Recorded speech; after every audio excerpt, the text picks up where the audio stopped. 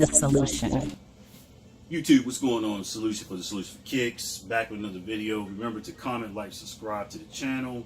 That's also on Instagram as well. Same name, same place, all that good stuff. But let's get into it. I got 10 minutes to talk to you about a topic that someone brought to me. Due to age and amount of time that I've been in the sneaker game. New to YouTube, pretty much, if you want to. It's been almost 2 years. But, no, about a year and a half. My bad. But not new to the sneaker game. Anyway, let's get into it. You see 3 sneakers right here, and they're here for a reason. So, the question was asked, what's a sneakerhead? What qualifies you to be a sneakerhead? And due to the amount of time I've been on this earth, my definitive answer is this. You simply cop the sneakers that you love and like because you love and like them. Purely for that. It makes your outfits look better. You just love a fresh shoe, or you love that line, or there's something iconic about the shoe that makes you say, you know something, I want those because that's a dope shoe. That's it.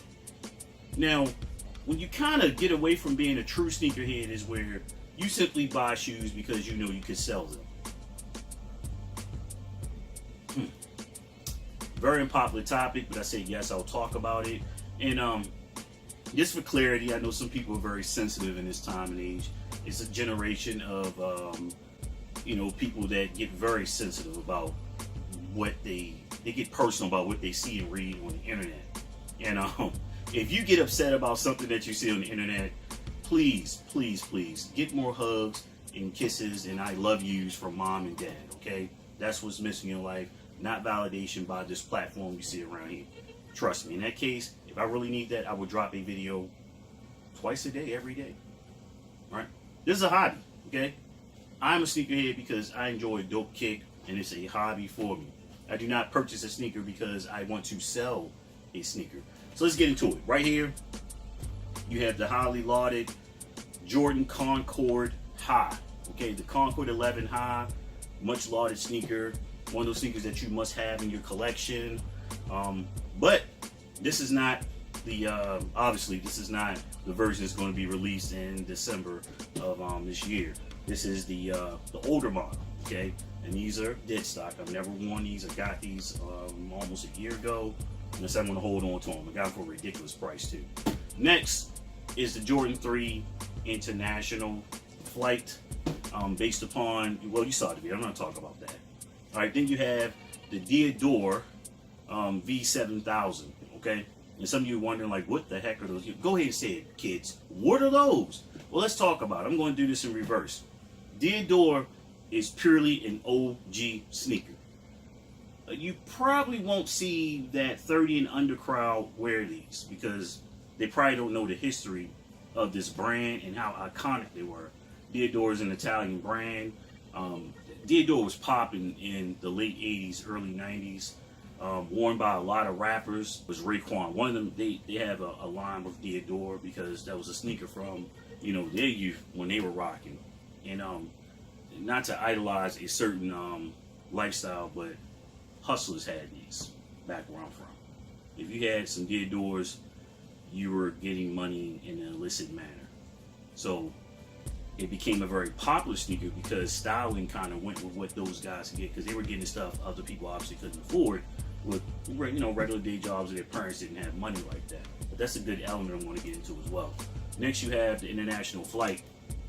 And this sneaker is a love-hate sneaker currently right now because the S word, okay? And that's a key element of, are you a sneakerhead or are you somebody just buying sneakers for resale value? This sneaker is on shelves. You're able to go out and get it in most places. There are a few left. I've seen them a few places on the shelf. Other places they say, yeah, we got them, but we only got a few pairs in certain sizes. And once again, right here, this is a reseller's dream, okay? A dead stock Jordan 11 Concord. Yeah, you look that up. But as a sneaker collector, the value of the sneakers is not determined by an app, software, or hype via social media. It is determined by if you really like the sneaker. We like these. Plus I got them for a ridiculous price, all right, like under $20. which means none of your quote-unquote younger sneakers would touch this because it's a broke boy shoe. And I'm not a boy, I'm a grown man. You see the gray hairs right here. So if you aren't assured of yourself and who you are in life, you won't touch this sneaker because you're too afraid to be rejected. Because you base what's dope to you upon somebody's opinion. Right here, you wouldn't touch this because there's not much resale value to it. But it's still a very dope sneaker. Great sneaker for the summertime right here. This is not white. A lot of people was confusing this with the color when the pictures came out, but this is sale. So if you are aware of the Jordan 1 sales that kind of sort of got popular and disappeared because people hyped it late, now everybody wants that shoe. This is the same color, that kind of off eggshell white, if you will, sale color, and that's what it's about. But if you're in the game for resale value and that's it, I challenge you to see if you're really a sneakerhead. And this is one thing I've seen about resellers. It's split. Some resellers were collectors, then saw that there was money in their sneakers. So they may have a massive collection or they might have a modest collection.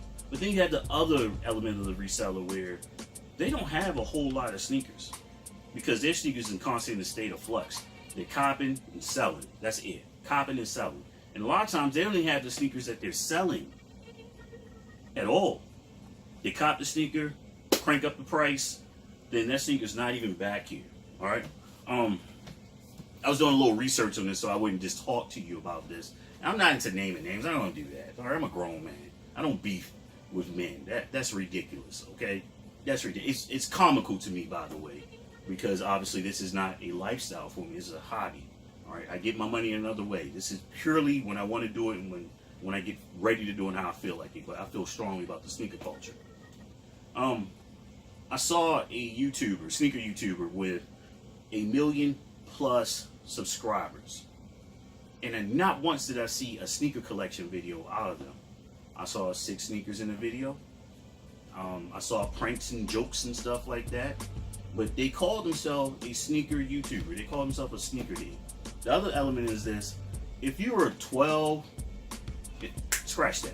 If you're under 18, you are pretty much still growing. More than likely, you may or may not have a job. So your collection is determined by your parents, and you're going to go and copy sneakers based upon hype, not history. So that's a big thing: hype, history. Okay, right here. This is a historical sneaker, but the hype for this is extreme. It's profound. This is a historical sneaker, purely. There's no hype on this. Obviously, I got this for under $20 from Finish Line. Right? And this sneaker just straddles right here. It's a historic silhouette, but the colorway has not a lot of hype behind it. No matter who got behind the shoe and said it was dope, people aren't really touching this shoe, and it's a very dope sneaker. So hype versus history is really what determines that.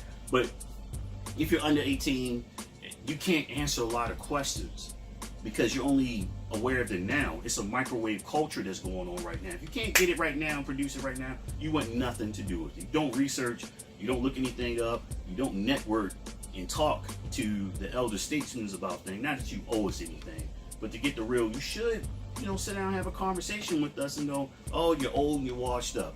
You aspire to make it to my age. Trust me. All right, so when you look at the sneaker culture, you want to break it down into 3 pieces. You got the history, the resell, and the hype.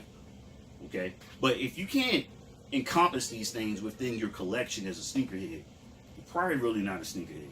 Because you're chasing that everything I want has to be limited. Limited, limited, limited, limited, limited. That means you're into a trend. That doesn't make you a true collector. Because true collectors want things of historical value. A Van Gogh, a Basquiat, things like that, Michelangelo. Those things are timeless because what they are, the iconic value of it, not because Jay-Z rapped about it, okay? Jay-Z rapped about it because he knew the value in the historical aspect of what that artwork that he copied. Think about that, right? In my collection right here, I have sneakers that I have historical attachment to, okay? Like these. All right, these weren't around when I was a young kid, but it was a Diodore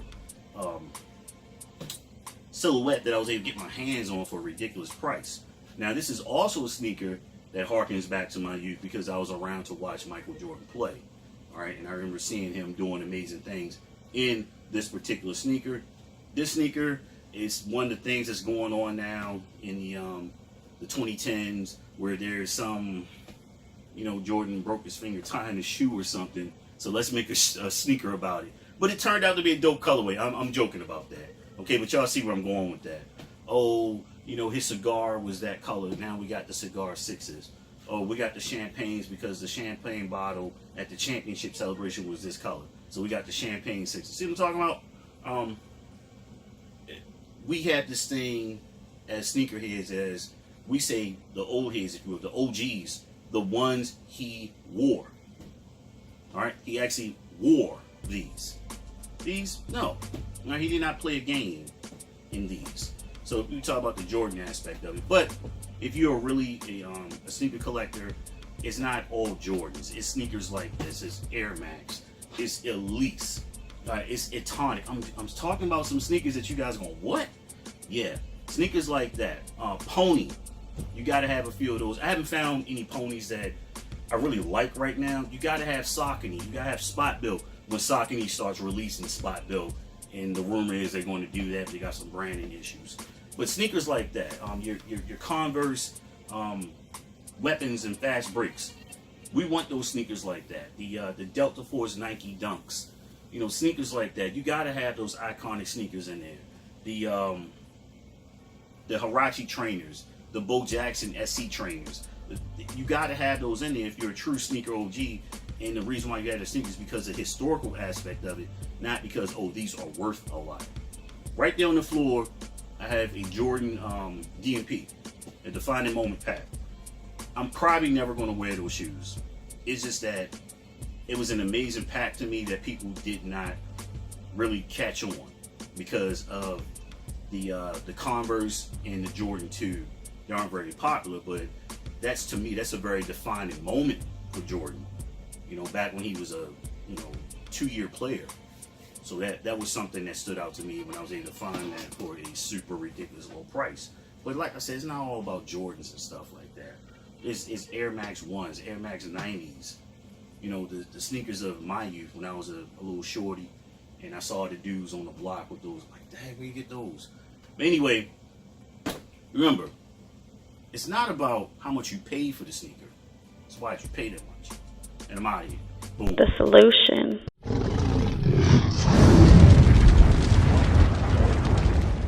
The solution.